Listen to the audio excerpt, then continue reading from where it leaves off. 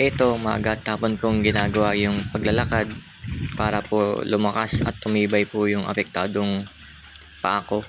At tinitignan ko rin talaga yung apektadong balikat ko at braso ko na makasabay na dun sa malakas. Pero ganun pa rin, medyo hindi pa rin pantay, hindi pa rin siya nakakasabay kasi sobrang bigat pa rin nung apektadong balikat at braso ko.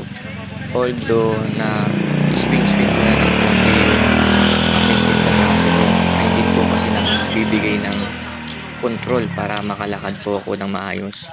Kailangan talaga natin mga high stroke na lagi tayong naglalakad-lakad. Mas maganda kung meron kayong baston, mas malaki pong maitulong nun para lumakas po yung balance nyo. Tandaan po natin mga high stroke, yung pag-recover natin, nakadepende po yan kung anong klaseng tumama na stroke sa atin. At depende rin talaga sa tao kung talagang magsisipag talaga na mag-exercise para makagalaw. Kasi pag hindi ka talaga nag-exercise, yun, malulumpo ka na.